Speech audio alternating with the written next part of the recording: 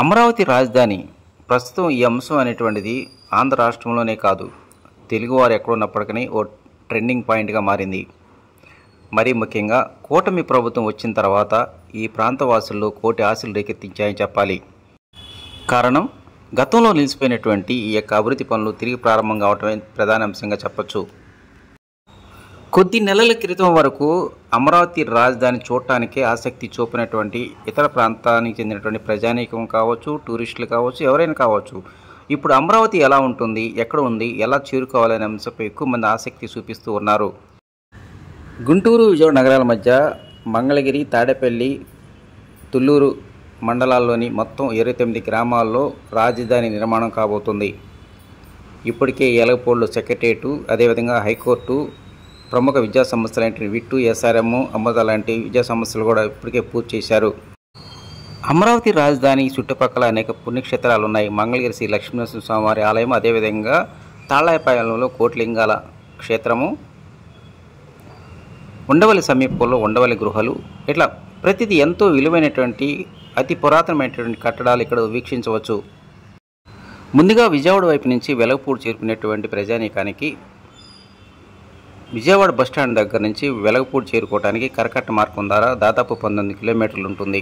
Vijayawada railway station నుంచి కానీ bus stand నుంచి కానీ బయలుదేరేటువంటి వారు ఉండవల్లి సెంటర్ నుంచి కిష్టాపాలెం మీదుగా వెలగపూడి చేరుకోవచ్చు, లేదంటే కరకట్ట మీదుగా వెలగపూడి చేరుకోవచ్చు.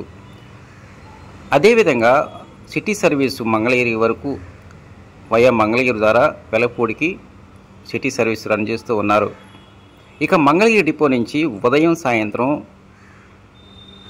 వెలగపూడి ఉద్యోగస్తులు కావచ్చు, అదేవిధంగా ఇతర ప్రజానీకం కోసం 2 సర్వీసులు రన్ అవుతూ ఉన్నాయి. తెనాలి నుంచి వచ్చేటువంటి ఆర్టీసీ బస్సులు కూడా వయా మంగళగిరి ద్వారా వెలగపూడికి సర్వీసులు రన్ చేస్తూ ఉన్నారు. ఉదయం నుంచి సాయంత్రం దాకా దాదాపు 10 సర్వీసులు రన్ అవుతున్నాయి. ఇక గుంటూరు వైపు నుంచి రాజధాని చేరుకునేటువంటి ప్రజానీకానికి వయా మంగళగిరి ద్వారా కూడా ప్రతి గంటకు ఒక సర్వీసును ఏర్పాటు చేసినట్టు అధికారులు చెబుతూ ఉన్నారు. ఉదయం సాయంత్రం దాదాపు 15 సర్వీసులు ఈ ఎలగపూడి మార్గాన్ని ద్వారా నడుస్తూ ఉన్నాయి.